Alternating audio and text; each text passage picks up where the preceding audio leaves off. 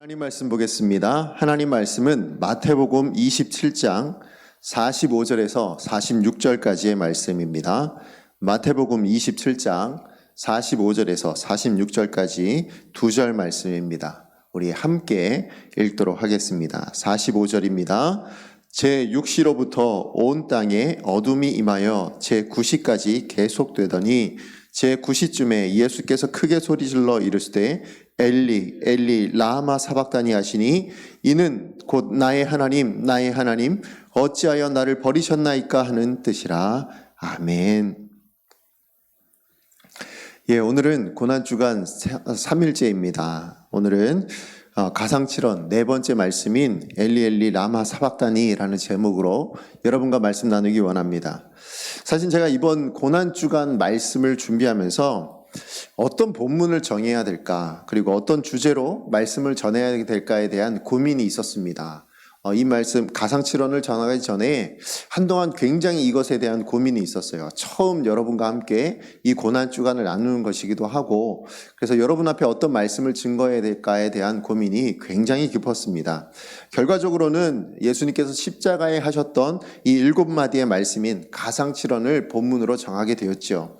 그런데 사실은 제가 그 많은 본문들 아니면 많은 고난주간과 관련되어 연관되어 있는 성경 말씀들을 살펴보다가 문득 어느 말씀에서 한 가지 의문이 들었던 말씀이 있었습니다. 그게 뭐냐면 마태복음 26장 37절에서 38절까지의 말씀입니다.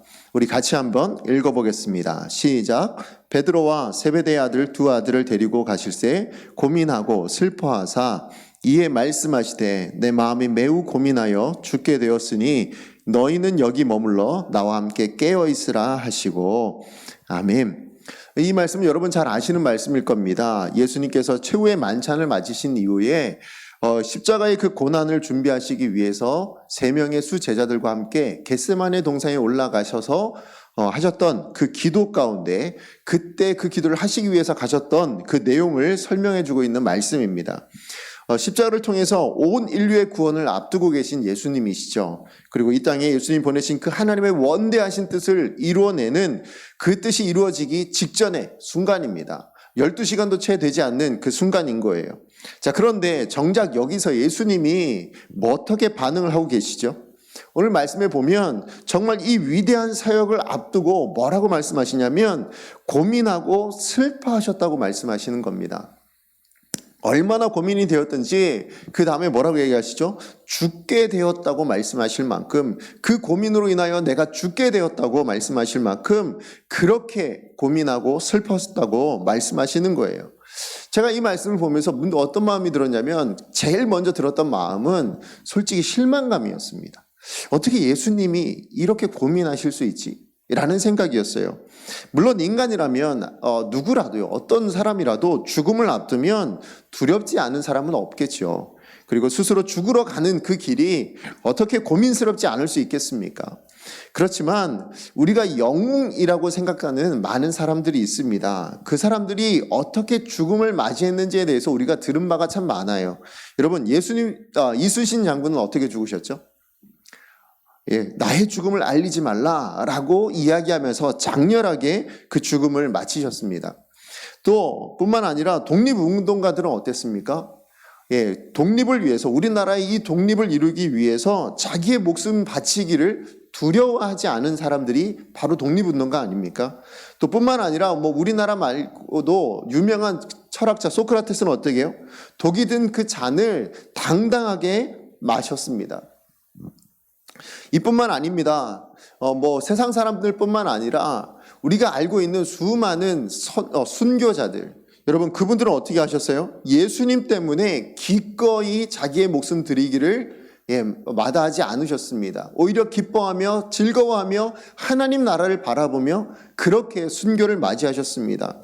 뿐만 아니라 히브리서 11장에도 뭐라고 나오냐면 세상이 감당치 못하는 믿음의 사람들에 대해서 설명하면서 고난과 핍박, 심지어 돌로 치는 것과 톱으로 켜는 것과 칼로 죽임을 당하는 것까지 기꺼이 감당했기 때문에 그들을 향하여 세상이 감당하지 못했던 사람이다 라고 말씀하고 있는 거 아닙니까?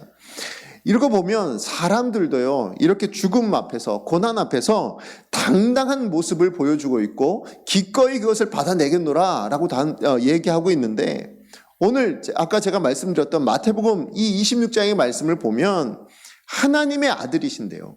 하나님의 아들이신 예수님이신데 고난과 이 십자가의 죽음 앞에서 고민하고 있다고, 또 슬퍼하고 있다고, 그것 때문에 내가 죽게 되었다고 그렇게 고백하는 이 약한 모습, 이 고백이 여러분 이해가 되십니까? 사실 저는 좀 이해가 안 됐어요. 그래서 의문이 생긴 겁니다. 겟세마네 동산에서 인류를 구원하시는 그 십자가의 죽음을 앞두고 예수님께서는 왜 죽을 만큼 고민하고 슬퍼하셔야만 했는가? 이게 왜 그랬을까? 다만 예수님께서 십자가에 죽기 싫어서, 아니면 그 육체의 고통을 당하기 싫으셔서 그것만은 아니실 거라는 생각이 들었습니다. 이 의문에 대해서 제가 어디서 답을 찾았냐면 바로 오늘 본문을 통해서 제가 그 해답을 찾게 되었습니다. 여러분, 오늘 본문은 고난주간이라는 이 상황을 생각해 보면 고난이라는 주제에 가장 적합한 말씀이 아닐까라는 생각을 해보게 됩니다. 가장 잘 어울리는 말씀이라고 생각이 됐습니다. 엘리 엘리 라마 사박다니, 해석하면 뭐예요? 나의 하나님, 나의 하나님, 어찌하여 나를 버리시나이까? 어찌하여 내게 이런 일을 감당하게 하십니까? 라는 말씀이죠. 어찌 보면 십자가 위에서 예수님께서요, 예수님 자신과 하신 첫 번째 말씀이에요. 원래 우리가 세 가지 말씀을 먼저 살펴봤지만 그 가상칠언의 첫 번째 말씀부터 세 번째 말씀은요, 십자가 아래에 있는 사람들을 향하여 하신 말씀이었어요. 그런데 이제 정말로 그 십자가의 죽음이 임박한 그 순간에 처음으로 예수님 자신의 심정을 토로하고 있는 것이 바로 오늘 본문의 말씀이라는 것입니다. 십자가에서 느끼셨던 그 고통이 어떠했는지를 지금 부르짖고 있는 겁니다. 그러므로 우리는 이 말씀을 통해서 예수님이 보여주시는, 이 말씀을 통해서 보여주시는 그 예수님이 당하신 고난의 의미가 무엇인가, 그것을 한번 살펴보기를 원합니다. 자, 첫 번째 고난의 의미는 뭐냐면 예수님의 죽음은 하나님께 버림받은 관계의 단절이었다는 겁니다. 이것 때문에 예수님이 그렇게 고난스러워하고 슬퍼하시고 죽을 만큼 힘들었다라고 말씀하시는 거예요. 우리는 십자가에 고난하면 보통 어떤 게 떠오릅니까? 주로 십자가에 매달려 당하시는 그 육체적인 고통이나 아니면 그 주변에 있었던 많은 사람들로 인하여 당했던 비난과 조롱과 수치심, 이런 것들을 우리는 떠올립니다. 그러나 예수님의 십자가의 고난은요, 그저 이런 육체적이거나 아니면 심적이거나 마음적인 그런 고통만 있었던 것이 아니라는 것을 오늘 본문을 통해서 우리는 깨달을 수 있다는 거예요. 나의 하나님, 나의 하나님, 어찌하여 나를 버리셨나이까? 이게 첫 번째 나온 예수님의 심정의 고통이었습니다. 내가 너무 아픕니다. 내 육신의 고통이 너무 심합니다. 아니, 저 사람들로 인하여 내 마음이 너무나도 깨질 듯 아픕니다. 수치스럽습니다. 이런 말이 나온 것이 아니라 오늘 본문에 보면 처음 예수님의 심정을 고백하는데 나의 하나님, 나의 하나님, 어찌하여 나를 버리셨나이까? 어찌하여 하나님과 내가 이렇게 단절될 수밖에 없습니까? 이것이 너무나도 부르짖을 만큼, 너무나도 크게 부르짖어야 할 만큼 큰 고통이었다라는 것입니다. 그동안 다른 고통들에 대해서는 다 침묵으로 일관하셨습니다. 십자가에 달리시는 거, 못 박히시는 거, 채찍에 맞는 거, 이 모든 것은요, 그저 잠잠하게 당하기만 하셨거든요. 그런데 예수님께서는 하나님의 진노가 쏟아지고 있는 그 십자가 상에서 그 마지막 죽음을 임박한 그 순간에 하나님과의 관계가 끊어지는 바로 그 순간에 비참한 비통한 심정을 하나님 앞에 내어놓고 있다라는 것입니다. 그렇습니다. 예수님은요, 십자가의 그 채찍질, 그리고 가시관에 고통당하고 손과 발에 못 박히시는 그 모든 순간에는 그저 침묵하셨습니다. 사람들의 조롱과 비난에 대해서도 그저 침묵하셨습니다. 오히려 저들의 죄를 사해달라고, 저들이 하는 일을 알지 못해서 그런다고 하나님 앞에 간구하시는 분이셨습니다. 그랬던 예수님께서 이 3시간이라는 긴 시간 동안에 어둠이 지난 이후에 하나님 앞에 부르짖고 있는 거예요. 이렇게 나의 하나님 어찌하여 나를 버리시나이까, 이 고백을 하나님 앞에 드리고 있는 것입니다.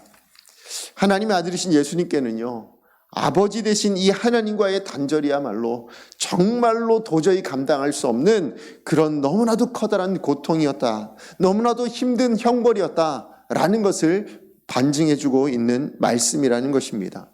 하나님께 버림받는 것, 그것은 예수님께 사실 어떤 의미인지 우리는 잘 몰라요.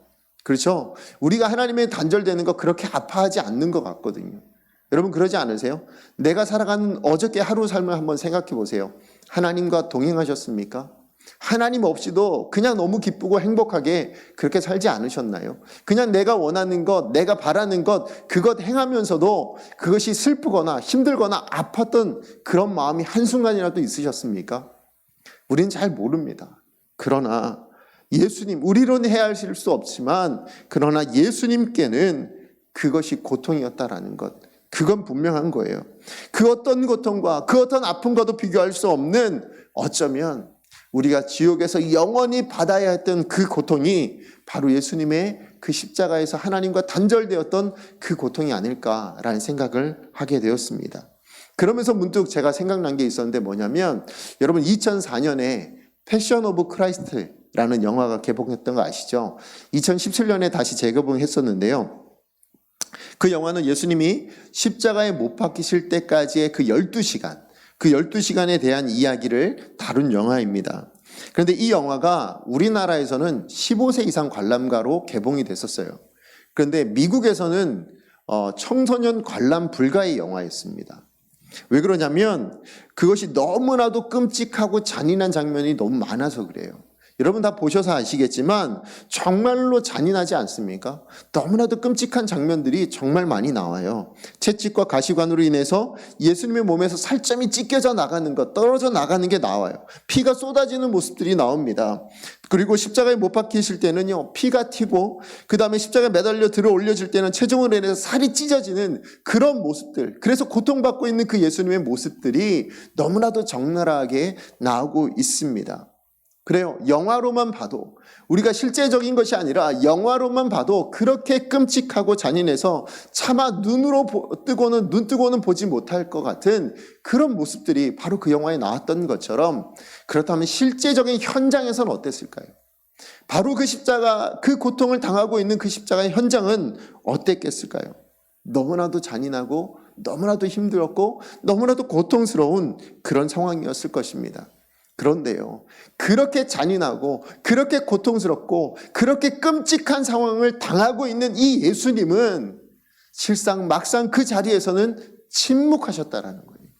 그렇게 우리로서는 도저히 볼 수 없을 것 같은 그런 상황 가운데서도 예수님은 아무 말 하지 않으시고 그 모든 것들을 감당해 내셨습니다. 그러나 캄캄한 어둠이 덮이고 그 속에서 쏟아지어 있는 그 하나님의 진노로 인해서 더 이상 하나님과 함께 할 수 없는 그 단절이 이루어졌을 때에, 그 관계가 끊어졌을 때에 예수님은 도저히 참으실 수 없었던 것입니다. 결국은 하나님께 그 육신의 고통보다, 죽음보다 더 끔찍하고 잔인한 형벌인 하나님과의 관계가 단절되는 그 영적인 죽음 앞에서 어찌하여 나를 버리시나이까? 라는 이 절규를 하나님 앞에 드릴 수밖에 없었다라는 것입니다. 그러므로 예수님의 이 부르짖음, 라마 아니죠, 엘리 엘리 라마 사박다니, 이 말씀은, 이 고백은 죄로 말미암아 겪어야 될 그 형벌의 깊이가, 그 크기가 얼마나 깊은 것인지, 얼마나 커다란 것인지, 그리고 얼마나 무거운 것인지를 우리 가운데 알려주고 있는 것입니다. 자, 그럼 두 번째로 우리가 십자가의 고난 의미는 뭐냐면요, 바로 이 십자가는 그러므로 십자가 때문에 깨어진 관계를 회복해야 된다는 것을 알려주는 것입니다. 자, 예수님은 왜 십자가에서 이 육체적이고 정신적인 고통뿐만 아니라 사실은 하나님과 단절되는 이 영적인 죽음까지도 겪으셔야만 했을까요? 그것은 바로 나 때문이에요. 다른 게 아니라 나 때문입니다. 내가 범죄함으로 말미암아 내가 영적인 죽음을 당해야 되고 내가 육체적인 죽임을 당해야 되는 그 하나님의 형벌을 받아야만 했기 때문에 예수님은 나 대신 그 모든 것들을 받아주신 것입니다. 그리고 보면 나의 하나님 어찌하여 나를 버리셨나이까, 이 고백은요 바로 우리가 해야 될 고백이죠. 바로 우리가 그 십자가상에서 하나님 앞에 부르짖어야만 했던 바로 그 고백이라는 것입니다. 그런데 이 부르짖음을 보면 우리는 한 가지 다른 것들을 또 발견할 수 있어요. 뭐냐면 하나님의 의지입니다. 어떤 의지일까요? 독생자이신 그 예수님을 단절하셔야 할 만큼 예수님이 그런 고통을 겪으셨다면 하나님께도 동일한 고통 아니겠습니까? 자기 아들을 향하여 그렇게 끊을 수밖에 없고 버릴 수밖에 없는 그 하나님의 고통도 예수님만큼이나 그렇게 힘들지 않으셨을까요? 그럼에도 불구하고 왜 그 단절을 감내해내셔야만 했을까요? 거긴 하나님의 의지가 있었다는 겁니다. 어떤 의지일까요? 나를 구원하고 싶다는, 바로 우리를 구원하고 싶다는, 내가 너를 구원하고야 말겠다는 그 하나님의 의지가 거기에 있었기 때문에 바로 이 고통을 하나님께서는 허락하셨다라는 것입니다. 그래요. 하나님께서는요, 우리의 죄만큼은 완전히 깨끗하게 만드시기를 원하고 계셨다라는 겁니다. 그리고 이 하나님의 의지는 한 걸음 더 나아가서 뭡니까? 그 죄로 말미암아 깨어져 있는 우리와 하나님과의 관계를 회복해 하기를 원하셨다라는 것입니다. 어찌하여 나를 버리시나이까?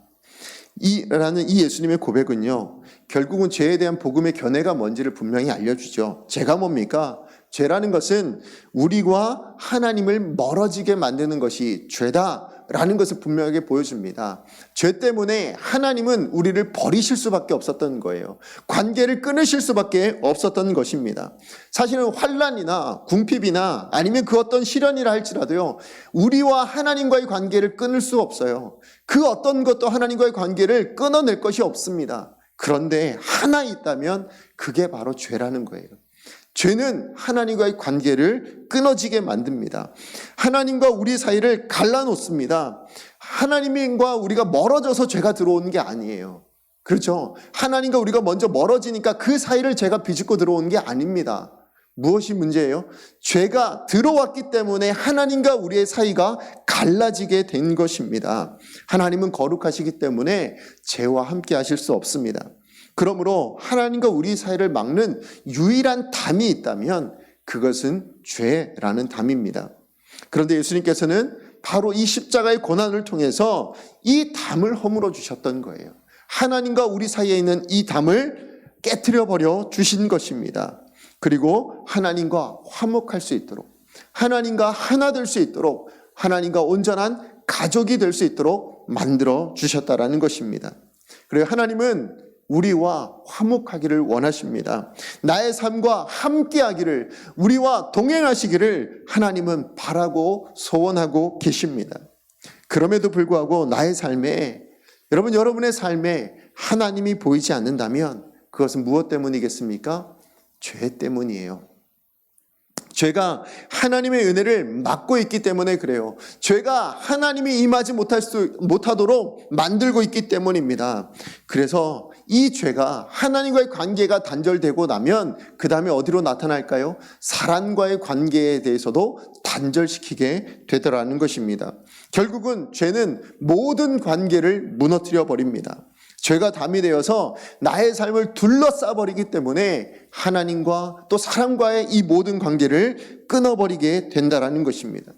그러고 우리가 기억해야 될 건 뭡니까? 오늘 말씀을 통해서, 오늘 예수님의 이 십자가 앞에서 우리가 할 수 있는 건 뭐예요? 우리는 그렇게 끊어진 관계가 발견되어질 때에, 죄가 있을 때에 어떻게 하면 됩니까? 십자가 앞에 나아가면 된다는 거예요. 십자가 앞으로 우리가 나아가기만 하면, 그저 십자가 앞에 나아가서 예수님처럼 나의 하나님이란 이 부르짖음 한마디라면, 그렇다면 하나님은 그것으로 만족하실 줄로 믿습니다. 그러면 그 예수님의 보혈이 우리의 죄라는 담을 무너뜨려 주실 줄로 믿습니다. 우리는 될 수 없지만, 우리 능력으로는 감당할 수 없지만, 그러나 예수님은 하실 수 있는 줄로 믿습니다. 그러므로 다시 한번 말씀드립니다. 관계가 무너지셨습니까? 여러분 삶 안에 죄가 보이십니까? 그렇다면 주저하지 마시고 예수님 앞에 나오시기를 바랍니다. 십자가 앞에 나아가시기를 바랍니다. 그리고 그 자리에서 나의 하나님이라고 나지막히라도, 아니면 간절히 크게 부르짖기를 원합니다. 그러면 응답하시는 하나님, 그 하나님의 은혜를 누리게 하여 주실 줄로 믿습니다. 뿐만 아니라 여러분, 비어있는 여러분의 마음 가운데, 여러분 정말로 죄만 가득한 그 마음 가운데 하나님의 임재가 나타나게 될 줄로 믿습니다. 말씀의 결론을 맺습니다. 죄의 특성은 뭐라고 얘기할 수 있을까요? 관계 단절이라고 말할 수 있습니다. 버림받음이에요. 하나님과 우리 사이가 끊어질 수밖에 없는 겁니다. 하나님뿐만 아니라 나와 이웃과의 관계도 끊어질 수밖에 없는 거예요. 반면에 하나님 은혜의 특성은 뭘까요? 우리에게 베풀어 주시는 은혜의 특성은 뭡니까? 관계가 회복되어지는 겁니다.